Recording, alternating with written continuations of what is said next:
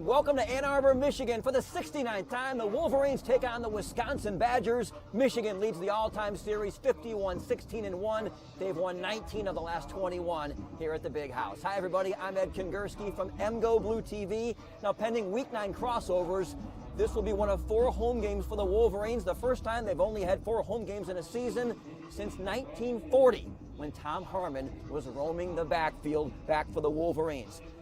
The weather tonight, classic Big Ten football weather, 41, 42 degrees and cloudy. I look at the flags, they're blowing just a little bit. Wind shouldn't be a huge factor tonight, but as the night wears on, closer to maybe 9:30 or 10 o'clock, there is a chance for some rain. It could get soggy at the end of this one. Either way, we are looking forward to it.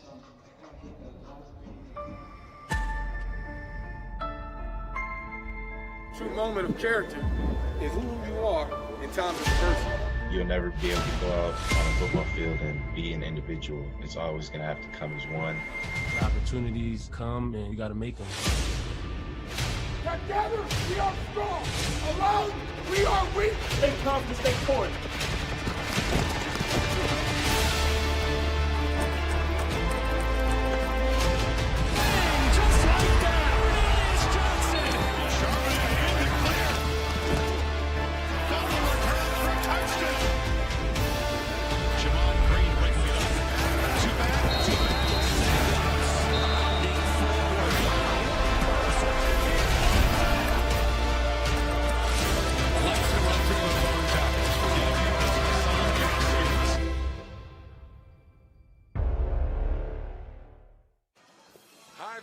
And welcome to another evening of University of Michigan Wolverine football. It's good to have you along as we are joined by the Wisconsin Badgers for this Big Ten football game tonight. And this is a huge football game. We talked last week when we visited Indiana how big that game was for this Wolverine program and Jim Harbaugh following a loss to Michigan State. Well, following a loss to Indiana, this Wisconsin game at home maybe even bigger. Dan Deerdorf, former NFL great Hall of Famer in the NFL and Michigan All-American. This is a game where this Michigan football team has to bull its neck, as a coach used to tell me when I was in school, and get the job done. Well, it's always a huge game, Jim, regardless of the sport. When winning this game gets you back to 500 and losing the game drops you 2 games below 500. And we would be 1-3 after a loss tonight. So yes, urgency, whatever. Not to mention, and this is the 900-pound gorilla in the room, is what this football team did to us a year ago in Madison. It was the worst physical beating that Michigan took all season long, and there is not a single player in a Michigan uniform tonight who was there who could possibly forget what happened. Well, Wisconsin has won 4 of the last 6, and last year was a drubbing. They were up 35-0 and pretty much did what they wanted to the Wolverines. They ran the ball in the early going for Wisconsin 349 yards. In the first half, they basically won the football game and toyed with Michigan as we watched that football game. And both of us were just flabbergasted with the total dominance of that game. And it didn't happen to you or me. It happened to these guys wearing a Michigan jersey. So, yes, you and I are both in agreement that if I was a Michigan football player, I would have been marking off the days for when I got a chance to redeem myself the next time we played Wisconsin. A couple of things about this, though. Wisconsin, the last time they played was 22 days ago because they played their opener.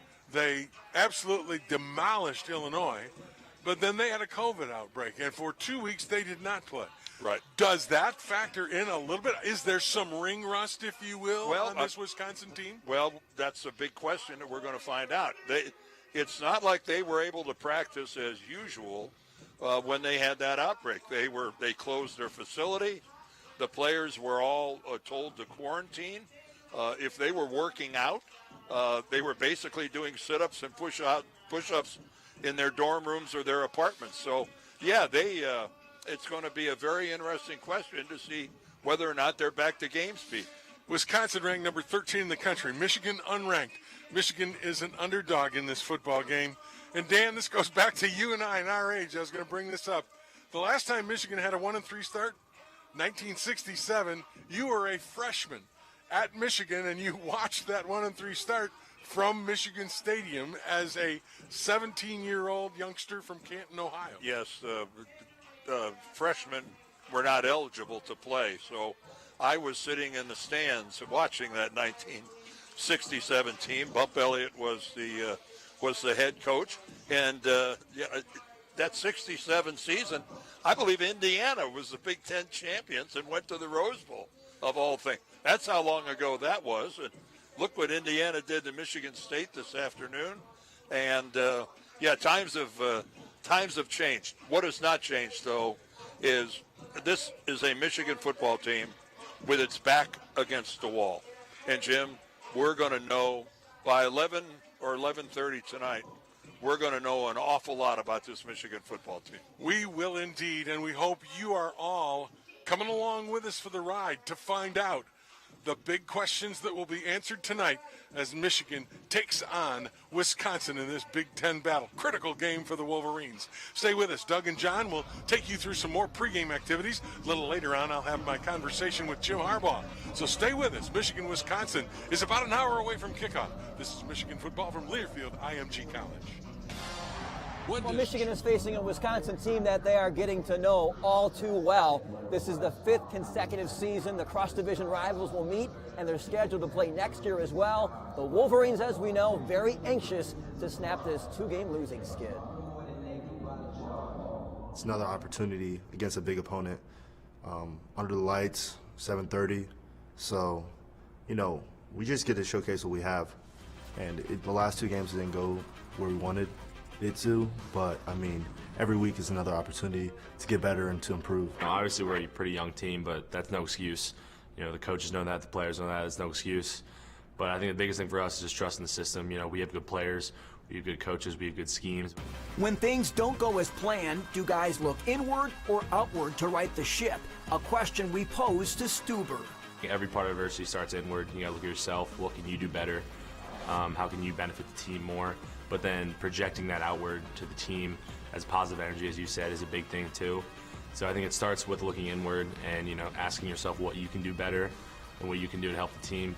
The Wolverines say transferring their weekday successes to the weekend can solve a lot of problems. The plays that, we make in practice, we have to make in the game, So that's pretty much just, what it is. The opportunities that come, they have to be made. Interceptions, it's things like that. So, just things that, we're doing in practice, we just have to, translate it to the game. I think it really starts on the practice field, players picking each other up, no one having the bad attitude, everyone out there on time, looking forward to practice. I think that's a big thing. Kind of start rebuilding, our mojo, our motivation, and, once that builds throughout the game week, I think, Thursday and Friday, when you start picking each other up, start getting, happy again, start jumping around, I think that's when it really start clicking. It's going to be a competitive fight. You're not going to see us back down. You're not going to see us hold our heads down low. We're going to continue to fight, regardless of the outcome, regardless of anything. Michigan football is going to fight.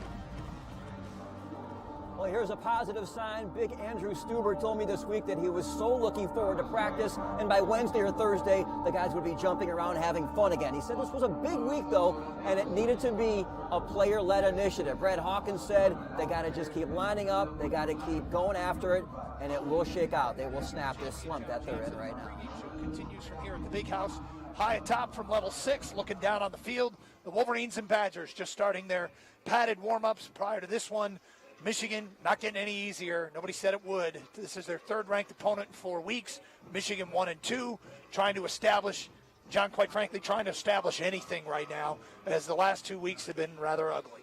They have been ugly, and if you're trying to establish something in week 4 of a college football season, you've got to go back to basics, and the basics mean you've got to be able to run the football, you've got to be able to dominate the line of scrimmage, or at least show some physicality up front, some toughness up front, and that's on both sides of the ball, offensive and defensively. Historically, you better show physicality against Wisconsin or you're in big trouble. As the guys just documented in the opening segment, Jim and Dan, last year, I mean, we've seen some of these Michigan-Wisconsin games where Wisconsin's going to hand it off, run the same play 60 times. I don't know if this Wisconsin team's going to try and do that because their strength might be their quarterback, Graham Mertz, who's expected to play tonight, but we will see what their game plan is. But until you can stop the run, teams are going to try and run it on you. Well, over the last couple of times Wisconsin has made the trip to Ann Arbor, Jonathan Taylor's been their bell cow, and Michigan has played extremely well in Ann Arbor. Now, there's a lot of different factors this year, and Michigan's right so far has not played well against the run.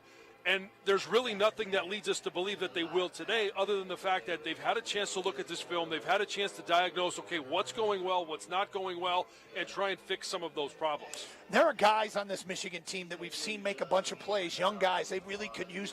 Michael Barrett was a wrecking ball in the opener against Minnesota, number 23 on the defense. Hasn't made nearly as many plays the last 2 weeks. I'll give you a player that I think is getting better, and it might be an early call, but Gamon Green in the Michigan secondary, number 22. Having talked to him, I think there's a level of determination with him and a toughness to him, and he's just got to get better playing the ball. He's been in position to make some plays, and last week he was a guy that had to argue with an official to get an offensive PI after being hit with a number of defensive PIs this year. Well, nobody on this team, especially the young guys, they don't come to Michigan just to, say that they were here and that they took the field. They want to play good, and he has not had he's had an opportunity. He just hasn't come through as much as we want him to. We saw against Michigan State, he got burned a couple of times, got some PI calls. Last week I thought his protection was better, and he was a fingertip or two away from knocking down some passes and making some plays. So we saw him improve. Now we need to see him take that next step and actually make contact with that ball or be in position to pick some of those balls off. Well, one of the big losses last week, Aiden Hutchinson, season over with a broken bone in his leg. Also, Michigan's other defensive end, Kwity Paye, got hurt. We didn't see him in the initial warm-up. We await word on him. But that leads us to a guy you predict can step up and make some plays for the Michigan defense. Yeah, that's Taylor Upshaw. I think that he is poised to have a big game, to have a big year. And the saying always goes, next man up. It's Taylor Upshaw, it's Luigi Villain. There are a number of players that have to step up for this Michigan defense to stop the run, to put pressure on quarterbacks. And it's not just those guys on the outside. I need to see Mozzie Smith, Chris Hinton, Carlo Kemp do a better job at stopping the run inside and putting push on the pocket. And this is a game where Graham Mertz, we don't necessarily know what type of player he is. We know he can be accurate. We saw the game plan last time that they took the field. It was gain some confidence by throwing the ball behind the line of scrimmage, make some short passes, and then start to throw the ball downfield. Well, Michigan cannot allow him to get into that rhythm, and it's putting pressure, putting push in the middle of the pocket, and then it's a guy like Taylor Upshaw coming around the edge to seal the deal and finish the play off. All right, this is the pregame show, Michigan and Wisconsin. Doug Karsch, John Jansen. Also, we're streaming live on Michigan's Facebook page, Michigan Football's Facebook page, streaming video of the warm-ups as well through mgoblue.com. If you choose to watch, you can get a peek inside the big house prior to this one. Much more to do here as we get you set for the Wolverines and Badgers, including hearing from the head coach, Jim Harbaugh, and our scouting reports coming up as well. You're listening to Michigan Football from Learfield, IMG College. Today. Hi again, everybody. Speed in space. It was a catchphrase kind of introduced when Josh Gaddis took over as Michigan's offensive coordinator a couple years ago to kind of symbolize the way they wanted to play when they had the football. That's why they're recruiting guys like Roman Wilson, the outstanding speedster, the freshman from Hawaii. He's a blazer. Back in high school, he once ran a 4.37 40-yard dash. Now, Wilson scored his first career touchdown last week in Bloomington against the Hoosiers. He hopes, and Michigan fans certainly hope, it's a sign of things to come. It felt really good, honestly, just to know that my first touchdown of my college career is kind of over with. But, I mean, during the moment it felt good. But, honestly, I was just focused on trying to make the team better. 3rd and 8. Back to throw, Milton looking. Throws over the middle. Touchdown, Michigan! A bullet to the freshman, Roman Wilson. Well, I used to have a lot of pressure on me, and my dad always told me that pressure is a good thing. It helps me to be better. I feel like if there's no pressure, then there's really no reason for me to be out there. Tell us about growing up in Hawaii. What was that like? It's way different from being here, I can tell you that. Just being able to go to the beach every day, walk around, no shoes, no shirt, kind of just, it's like a different freedom that you don't have here. What has been the toughest, biggest adjustment for you so far to college life? So far, it's just been the weather. I mean, right now it's actually it's like 50 degrees, which isn't bad. But even when it gets down to like 20 and 30, it's been pretty tough. But even though that's nothing yet, so I'm just waiting for like the real weather to hit to see how I feel about that. All right, Michigan safety Brad Hawkins paid Roman the ultimate compliment, said he has short speed, which means he's really good in space, can grab and go with the football. He also says he has long speed, which means he can stretch the field. Wilson's parents, by the way, both Michigan natives. Dad is from Kalamazoo, mom is from St. Ignace. They both went to Western Michigan, but Roman trying to make a name for himself here in Ann Arbor. Retailers by the case. Absolpure, a proud Michigan company since 1908, and the official bottled water of Michigan Athletics and the Big House. Call 1-800-4-ABSOPURE or go to absopure.com to learn more.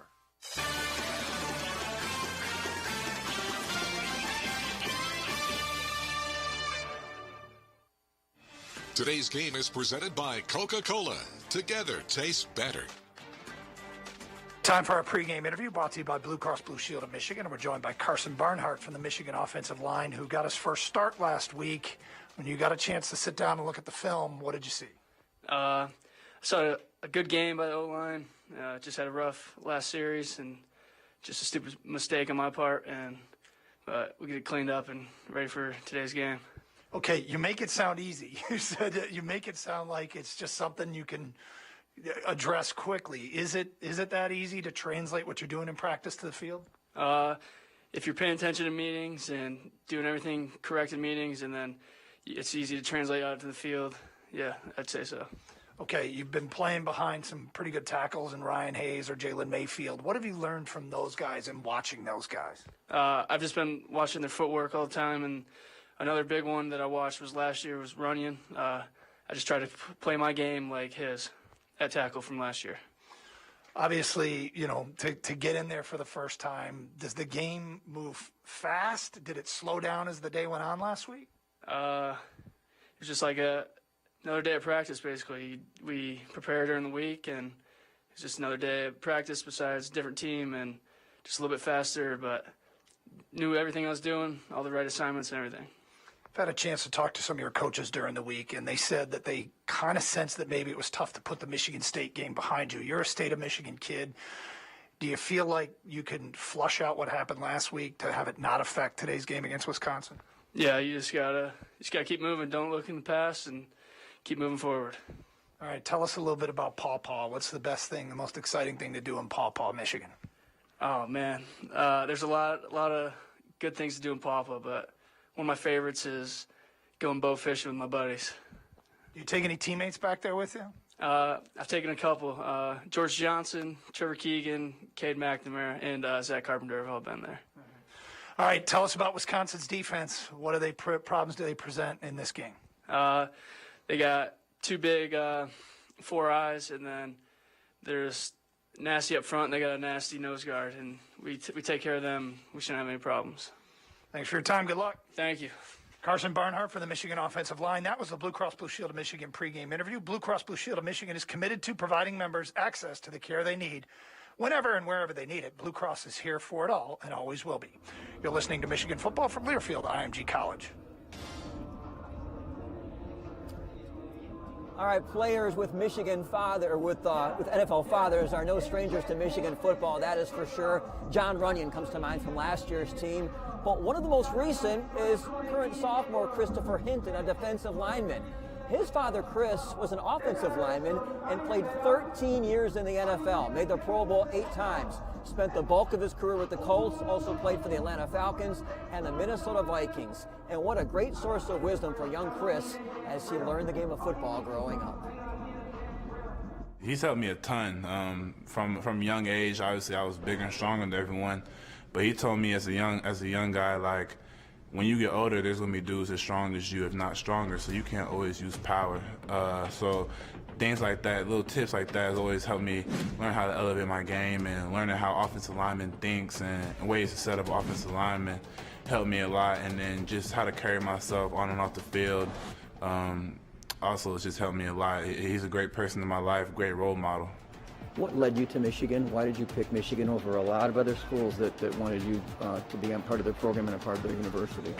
The thing that led me here was the great combination of academics and athletics. You got a lot of schools that are strong in one area and not the other. And I felt like coming here, you have the best opportunity to compete on the field at the highest level, compete for a national championship, and also get a great degree, set you up for the rest of your life off the field.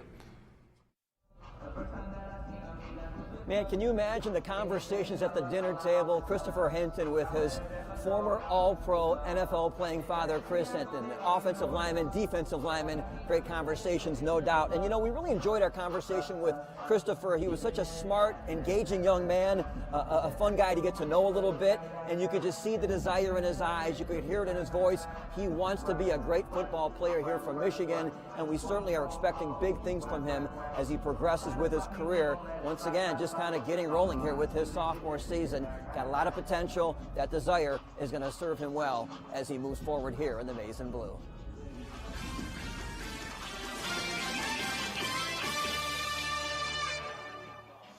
Doug Carr's, John Jansen back at the Big House as we roll on the pregame show, getting you set for Michigan and the Wisconsin Badgers. Time for our offensive scouting report brought to you by the University of Michigan Credit Union. Well, last week, Michigan turned it over for the first time this year. Joe Milton, a pair of interceptions, although they did come late in the game with the Wolverines pressing, needing to get back into it. There was also a couple of third down drops that are essentially turnovers. Josh Gaddis is the Michigan offensive coordinator. He's not happy about those mistakes, but knows those things can be fixed. Yeah, it's obviously it was a high number last week, and critical situations, whether it was third down, open field, missed targets, we had some wide open guys and some missed opportunities, and so we've got to remind those guys of the players that they are. These are uncommon. If these drops were happening every day in practice, it would be alarming, and maybe we would question the personnel. But each one of these guys that have had missed opportunities are making big time plays in practice, so we've got to get these guys as comfortable and as confident as they can be, that they can carry that confidence in the game day and be able to succeed. Michigan offensive coordinator Josh Gaddis. Now, other mistakes were made. There was Ronnie Bell running wide open, and Milton missed him for an easy touchdown. Add it all up, and no wonder Michigan came up short. Coaches and players have said it. It's us, not them. We should make those plays, and we will. Meanwhile, there was a new group up front, and Coach Warner has a track record of being able to develop offensive lines. How quick can it happen for that group up front? Once again, here's Josh Gaddis. Our young guys, and specifically, having Zach Zinner go out there and play the way he did as a true freshman, that was very promising. Obviously, we've taken a hit there, where we've lost our two starting tackles, which were big time players for us up front, and so the next man up mentality is obviously thrown into the approach, and we were pleased with Zach and Carson last week, and just continue to move forward with their development. That they've got to be ready at any moment. All right, John Jansen, you've watched the offensive line as much as anybody. When you watch a replay of that performance last week, there were two first-time starters, and I know you've watched these guys, Zinter and Barnhart specifically. If you were coaching them, what would you tell them? Well, I'd just tell them, hey, let's take a look at the film. It's never as good as you think it's going to be, but it's also never as bad as you think it's going to be. There were some small things in terms of footwork, in communication. Andrew Vistardis, your two tackles, have to do a good job of communicating the looks that they see, what is going on the other side of the ball, so that everybody is on the same page. It just looked a little bit disjointed. So for Zach Zinter, I thought he played well. He's going to be, I think, a really good offensive lineman here at Michigan. Same with Barnhart at left tackle. His sets are really good, but there are just times where they make young mistakes, and that's going to happen. So what I want to tell these guys is, at times, you're going to look great. You're going to feel good. You're also going to have some young moments, and hopefully those young moments are past us by now, and they've learned from them. Well, and their development is big for this Michigan team. Last week, they didn't run it at all. Now, if you're not going to be able to run the football, then you better be good in pass pro, because you got to be able to accomplish something offensively.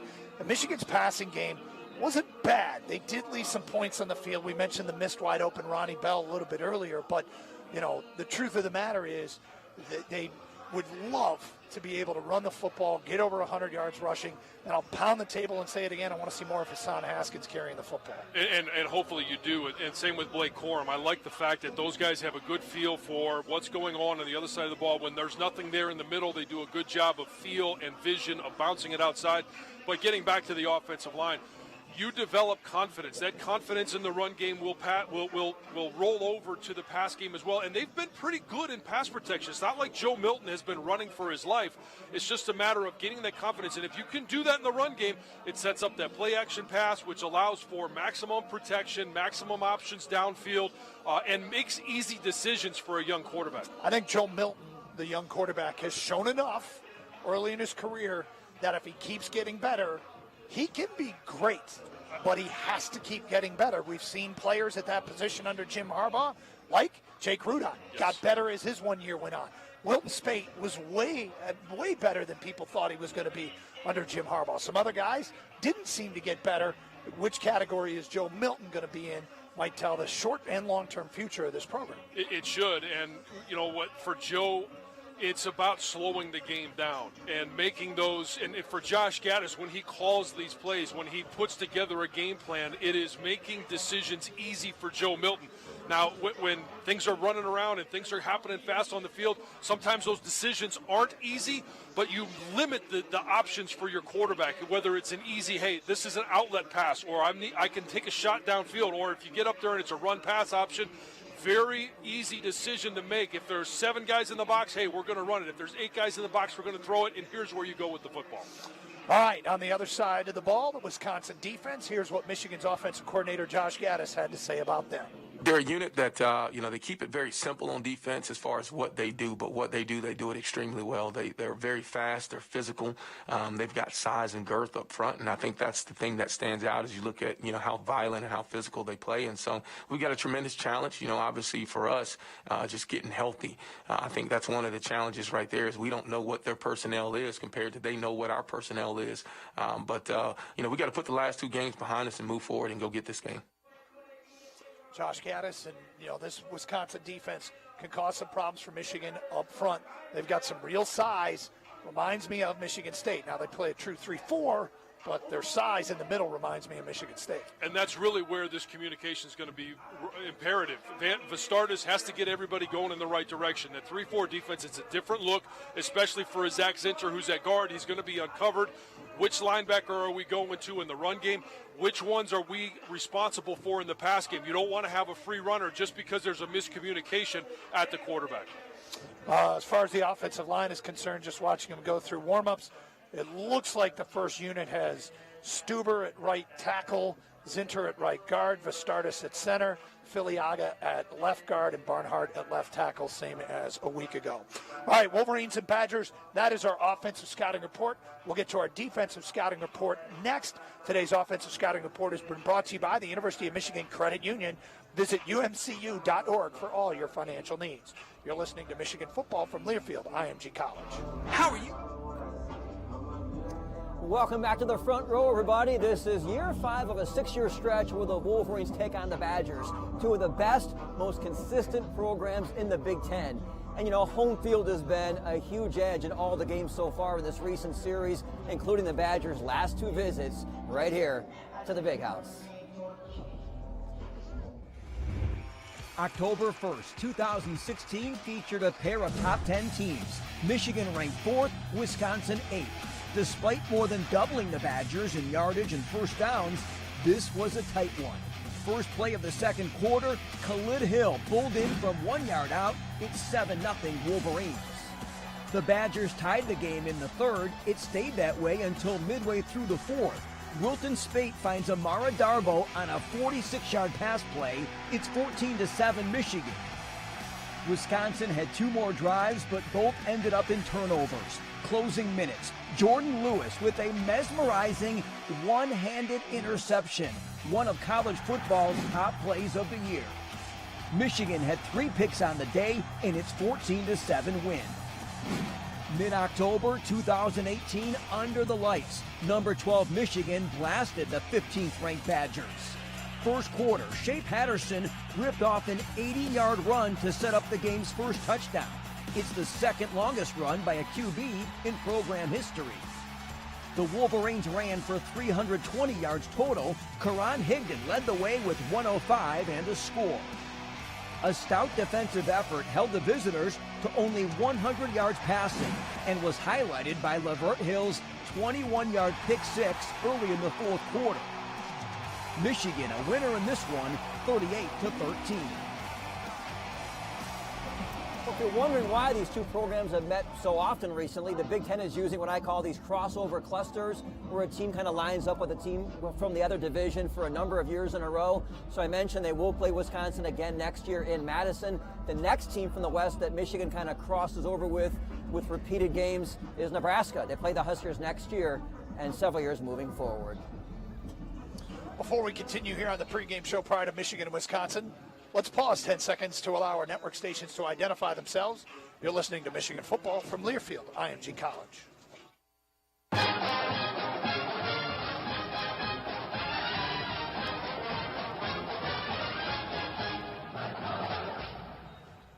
All right, we talk about the Michigan defense. One guy we have not seen in uniform, Kwity Paye, Michigan defensive end. So a lot is going to rely on those young kids. Luigi Villain, Taylor Upshaw. You mentioned Upshaw at the beginning of the pregame show as a guy you could think could step up, make plays. I'll give you another name, David Ojabo. Reminds me of a Josh Uche type player. Need to get some people in the backfield. Michael Barrett's another example of a guy who got in the backfield, made a play on a Donovan Jeter sack, scored a touchdown against Minnesota. As we start our Michigan defensive scouting report, let's start up front and talk about those guys making plays. Well, and one of the things that if you go back to last year when Sean Nua and Don Brown were talking about guys like Luigi Villain and a Taylor Upshaw and a David Ojabo, they talked about their first step, their initial quickness.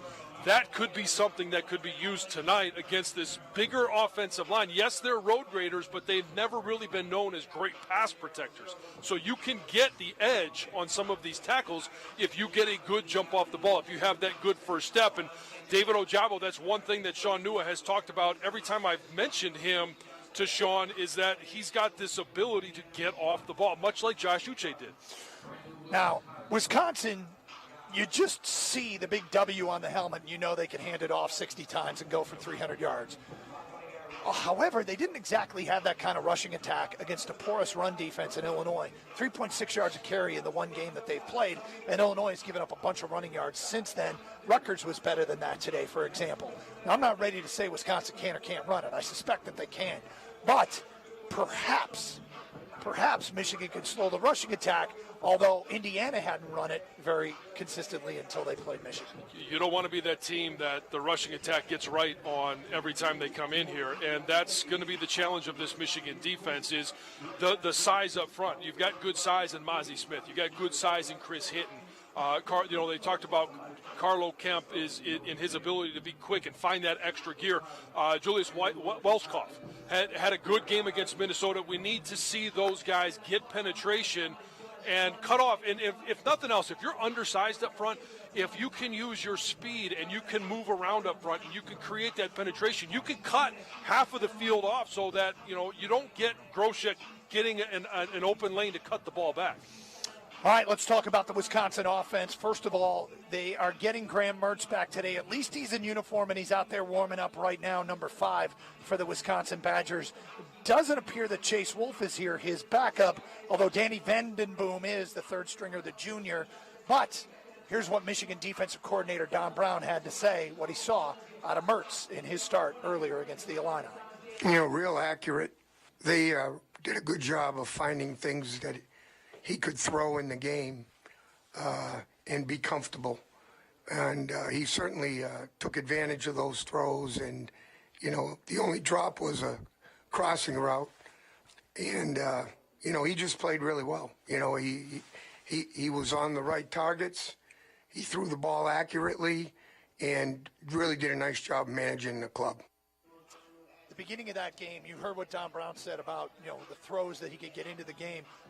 He was even behind the line of scrimmage. Everything was short early, but he started to stretch the field as that game went on. And given what Michigan's defense has done this year, I suspect guys like like Pryor will be used to try and stretch the field in this game tonight. Well, they're gonna stretch the game, but this is also the second start for Graham Mertz, so I would expect very similar game plan that they had against Illinois, where they are going to try and get him some confidence and that accuracy that he's been so good at. But then in the second quarter and in the second half, they are going to start stretching the field, and it's going to be imperative that Michigan finds a way, whether it's 3 high safeties, 2 high safeties, getting those corners some help, and at least changing up the looks for a young quarterback that, maybe he hasn't seen a defense like Don Brown, and you could confuse him a little bit. Although Don Brown denied it, it did look like Michigan played more zone in that game against the Indiana Hoosiers as far as zone versus man coverage. Meanwhile, the passing total the last couple weeks have been alarmingly big. Here's what Don Brown said about bringing those numbers down. Just work hard on techniques and fundamentals. And in 2 of the scenarios, we were unsettled because we jumped off sides, and obviously the corners temporarily react for just a split second and takes you out of ideal position. So, the bottom line is don't jump off sides and focus on your techniques and fundamentals and wedge run, play the ball. All right, well, I want to talk about the offsides penalties coming up, but when Jim Harbaugh hinted at maybe some changes, maybe in the secondary is a place where we could look for, I'm speculating now, but maybe slide Dax Hill over to a corner, or give a true freshman and Andre Seldon an opportunity. Well, I asked Jim that question early in the season because he keeps saying how good of an athlete, how good of a football player that Dax Hill is. What makes him so special? And he actually said at that time that his coverage skill is what separates him from a lot of other guys. So if you're struggling at that corner position, I would think that would be a logical explanation. Hey, let's put him at one of those corner positions. We could have somebody else roam around in the secondary. Well, maybe that's a change that we'll see later today. All right, we'll be looking for that. Let's talk about the penalties. Very frustrating part about the game last week. Jumping off sides 5 times. The pass interference, one of them was on a ball that was thrown away. But you can't jump off sides and give people free plays. No, you can't. And quite honestly, it's been penalties the last 2 weeks. So it's about mental discipline. 2 weeks ago against Michigan State, it was 10 penalties. Last week it was only 8, but a couple of those were declined because they ended up being touchdown passes. When you have an experienced quarterback like a Michael Penix Jr., in Indiana, when he sees somebody jump off sides, he's immediately going to go downfield. Graham Mertz, I don't know if he's at that level yet. In terms of accuracy, he showed that he could be good. In terms of moving a team down the field, he showed he could be good. But that's an experienced call that a quarterback has to be able to make. I've talked to Don Brown a lot about penalties in the past, and he has really defended his guys when it was penalties of aggression, but it was mostly about targeting calls and some of those kinds of hits. Here's what he had to say about offsides and PI. We're focused on DPIs and defensive holding all the time. It does appear that they're calling it a little differently this year. And obviously we need to make sure we do a better job adjusting to the officials. All right, so there's what Don Brown had to say about it. We'll see if that's the case tonight. That is our defensive scouting report. Michigan and Wisconsin will kick it off just after 7:30, and we'll have it right here on the Michigan Network. Straight ahead, we'll have John Jansen's keys to the game, and don't forget, a little bit later on, you'll hear from the head coach, Jim Harbaugh. You're listening to Michigan Football from Learfield, IMG College. Well, as we creep closer to kickoff, we've got some offensive tidbits to share with you this week. 3 players made their first career starts last week for the Wolverines on the offensive side of the football. They include offensive lineman Carson Barnhart, the redshirt freshman from Paw Paw, true freshman offensive lineman Zach Zinter. In fact, Zach is the first freshman offensive lineman to start since Big Ben Bredesen back in 2016.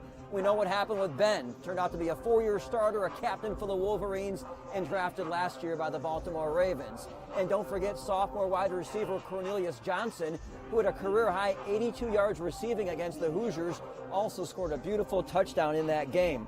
Ronnie Bell, he also has done a nice job on offense, 149 yards receiving last week. He was 1 yard shy of his career best. And speaking of offensive football, former Michigan quarterback Brian Griese joined exclusive company this offseason as he entered the Monday Night Football broadcast booth, the booth that includes legends like Keith Jackson, Frank Gifford, guys like Howard Cosell, and of course former Wolverine Dan Deerdorf. Well, he talked to John Jansen this week about what a great opportunity it was. Those guys are in a class all by themselves, right? I'm not in that class, right? I'm just trying to do the best job I can, and I just got in the seat this year, and who knows where it's going to go from there. So I have so much respect for what Dan did, and Dan was in a 3-man booth, which I'm in a 3-man booth. It's very similar, and so there's some give and takes and some trade-offs when that happens. Keith Jackson started Monday Night Football. He was the voice of Monday Night Football for the first year, and a lot of people don't remember that. Kudos to you for actually knowing that. But I don't think he could put up with the shenanigans that were going on in the booth with Cosell. And so he said, I'm just going to go do college football, which was great for us because my dad got to be his partner for a while, and he covered us quite a bit. But I don't think about it that way, man. I think about it as a great opportunity for me to call the National Football League and to do it with some great partners. Well, stick with us. We'll have more of that interview with Brian Griese a little later on. The John Jansen keys to the game. Let's do offense, defense, and special teams. Offensively, it's about consistency. It's about being able to consistently run the football and get some confidence in this offense, be able to move the chains, be good on first down, and that will lead you to what the second key is some explosive plays. We need to see Joe Milton be more accurate downfield, take some of those shots, those wild plays that we heard Josh Gaddis talk about in practice. We need to see those translate to the game field.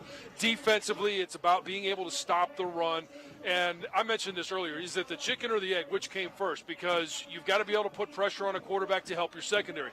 Your secondary has to be able to cover guys to allow your defensive lineman to get to the quarterback. One of the things that we saw against Michigan State and Rocky Lombardi was he was hitting his fifth step and then just chucking the ball. As a defensive rusher, you don't have the opportunity. You don't have the time to get there. Special teams, I want one big play. I know you mentioned this in the tailgate show. We did have one where Hassan Haskins was able to make it. All right, when you play Wisconsin, you normally know what you're getting into. It is going to be physical football. They love to pound you. They love to smash you in the face. And I'm sure we're going to see our fair share of that tonight as they attempt to do that to the Wolverines. But, Wisconsin's only played one game this season, Friday, October 23rd. They had some COVID issues, so they haven't played since then. So there is a bit of a mystery with the Badgers. And, Jim Brandstatter talked to Jim Harbaugh this week about that. They're not difficult to prepare for because they're pretty much the same team you've seen over the past few years. And even though they've only played one game this season, what is their preparation like? You kind of know what you're going to get, don't you? In some ways you do, Jim, and in quite a few other ways you don't. For instance, knowing what the personnel is going to be. I mean, that's a mystery. There is, they played their first game against Illinois, and then had the next two games canceled. So there's the one game, there's the tape, but also who's playing what position, and assume that the guys that were out there in the Illinois game will be out there. I mean, they should be. They have almost 3 weeks now to prepare and get healthy. So you think but you don't know exactly. The one thing you do, I was going to say the one thing you do know is about your guys. And last week you had some young guys have to start because you had injuries in the offensive line, and so like a guy like Carson Barnhart and Zach Zinter had to start up front. Talk to me about how they have progressed, and are they going to still be there on the injury front? I don't know whether you can or you want to, Mayfield and Hayes, but young guys playing up front. Could you address that? Yeah, well, as you mentioned, both of our tackles on offense were out last week, Jalen Mayfield and Ryan Hayes, and Carson Barnhart stepped in at left tackle. Thought he did a very good job, and Andrew Stuber moved from right guard to right tackle. Also did a very good job. Zach Zinter, true freshman, started at right guard, and Andrew Vastardis and Zach Carpenter's also getting a lot of work there. Chuck Viliaga and Trevor Keegan are playing left guard. So there was quite a bit of shuffling at three positions in the offensive line last week, and now they got a game under their belt, and looking forward to see what they're going to do in this ball game as well. So. Yeah, we've been hit injury at the end position on defense as well. Yeah, Aiden Hutchinson and Quiddy Pay. So it's new guys stepping in some roles on that side of the ball as well. It's as I said, guys have been waiting for their chance. They're the next man up. Excited to see what they're going to do tonight. You said something on Monday too that I thought was kind of cool. You said, "Hey, all hands are on deck at this point. Injuries, a lot of things going on." He said, "Some of those guys, like on scout team, he said they've been a pain for us. Well, let's see if they can be a pain for the other guys." Are we going to see some of those guys up in the game against Wisconsin? Yes, guys like Gabe Newberg, Chris Jenkins, Julius Wellscoff, possibly Mike Morris, Mozzie Smith. So quite a few guys there. Jeff Spate's been getting reps, and so there's some experience. I mean, you asked about going from practice to game. That's a jump. That's a step, and quite a few guys are doing that for the first time or the second time. Last question, Jim. Yeah, last question, Jim. Asked you this last week. When you open up the game, what do you want to see early from your team against Wisconsin? Well, we want to get off. We want to score the first touchdown. We haven't something we haven't done in a game yet this season. So you talk about a fast start. That's specifically the way you'd like to start your ball club, getting the first touchdown. And so that's whether that's getting the stop on defense and then the offense responding with the drive, or the offense getting the ball first and putting together a drive that gets us in the end zone first.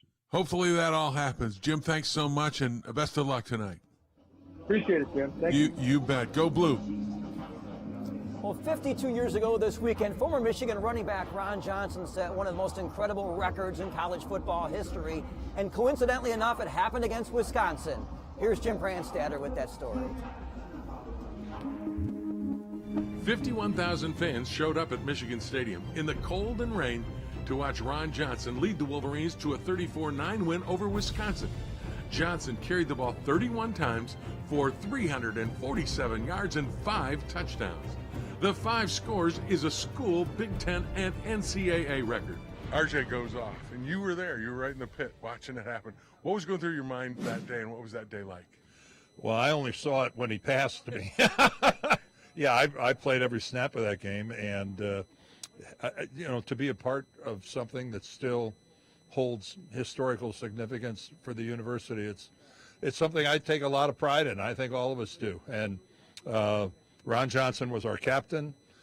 He was our team leader, and I couldn't have been more proud to be a part of something in all my life than I was of that day against the Badgers. When it was happening, did you know something special was going on? Well, yeah, because when you repeatedly have the first guy to tackle somebody be a safety, that's what was going on all day. I mean, we were it was a muddy, sloppy track, and the Wisconsin defenders were just sticking to us like glue. So Ron was finding a lot of the holes were pretty big, as I remember. After the game, what was your thought about in the locker room with Ron and the rest of them?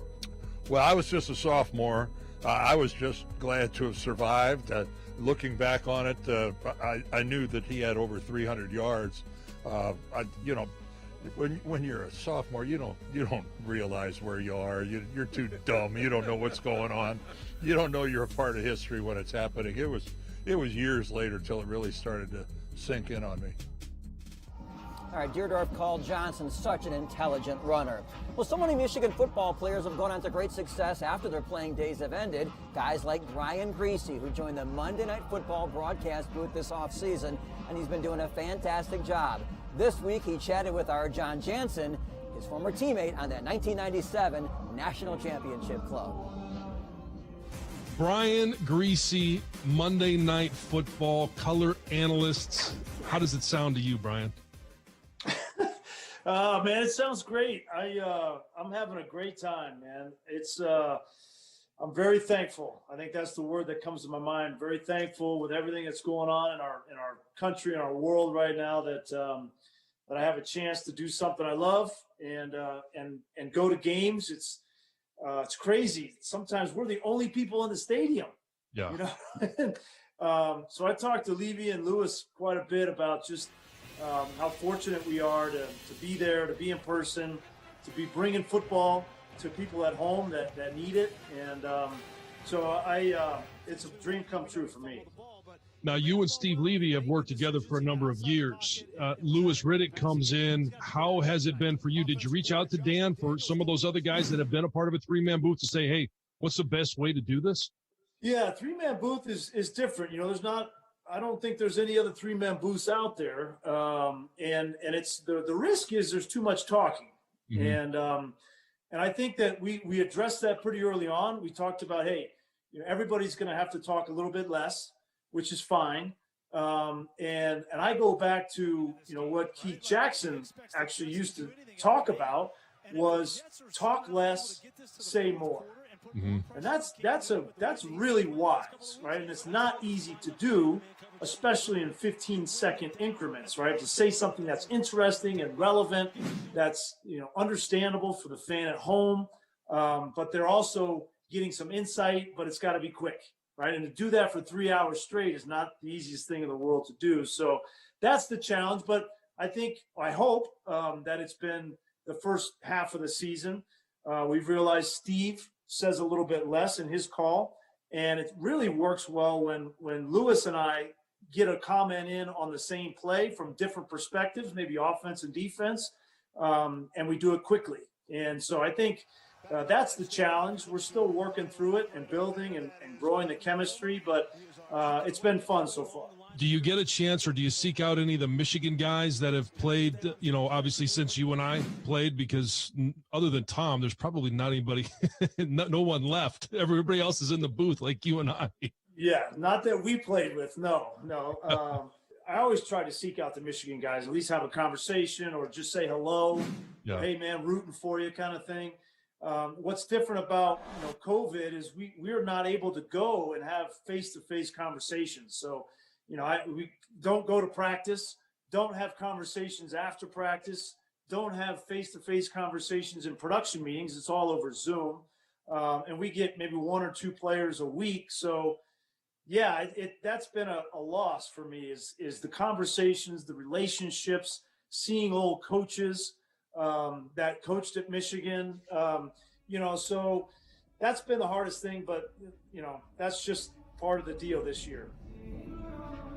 Isn't that a blast just watching those two former teammates reminisce? And I tell you what, the one thing I love about Brian Creasy, when you watch him on Monday Night Football, he's just such an easy watch. And every time you sit down to watch a game, you feel like you're learning something that you never knew before. We certainly appreciate him taking some time out of his busy schedule to chat with John Jansen, his former teammate. We are creeping closer to kickoff. It's a cool night in Ann Arbor, about 42 degrees. It's going to be a fun one. Enjoy the game, everybody. We will see you soon. Do you recall the moment you became a Michigan fan? For some families, it's a rite of passage. For others, it just happens, and it sticks to your soul.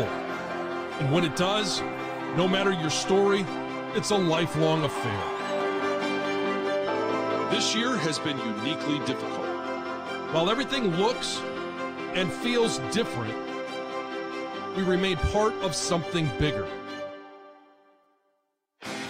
It's critical now more than ever to band together as a Michigan community, student body, alumni, family, and friends.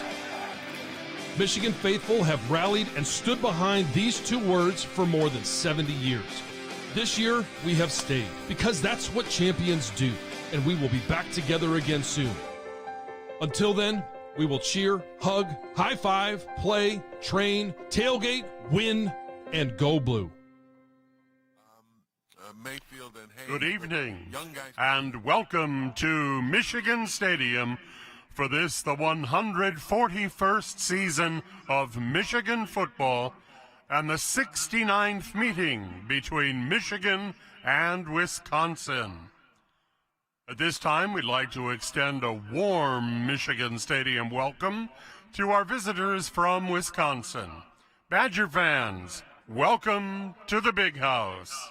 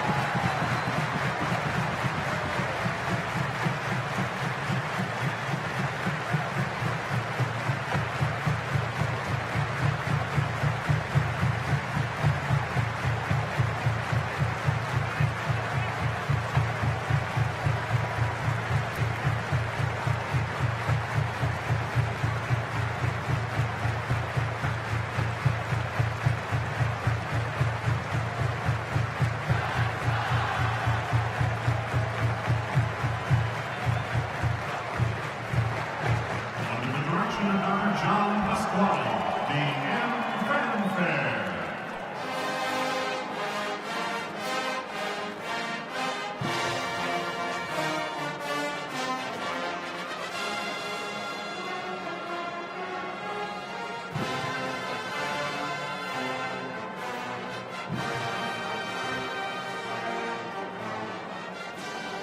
Presenting Michigan's twirlers, Shaylin Albrecht and Marcy Miller.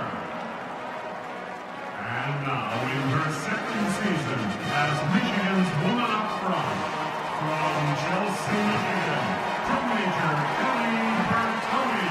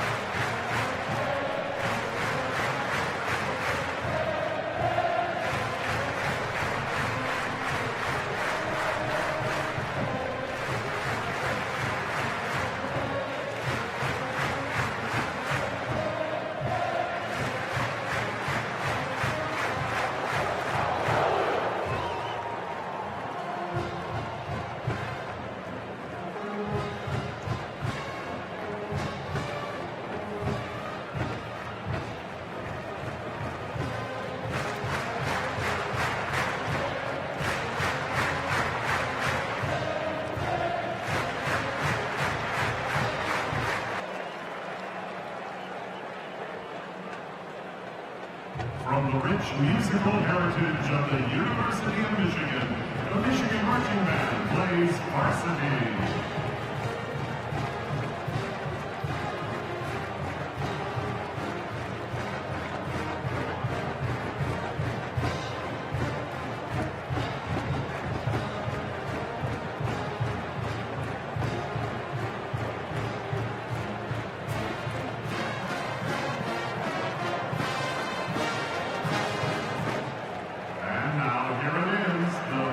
Cheer from the big house. Everybody join in on Let's Go Blue.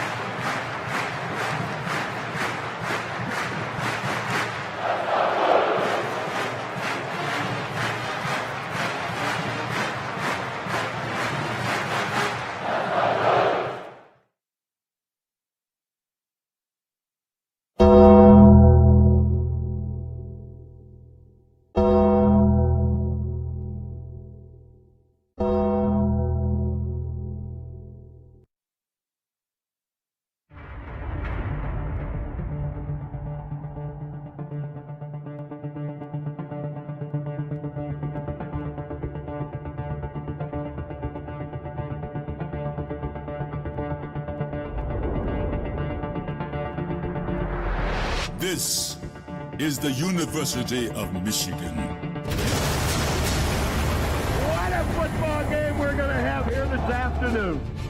You are looking live at a sold-out 103,000. Michigan Stadium in Ann Arbor. The football game from Ann Arbor. The nation will rock with the praises of the Amazing Blue this evening.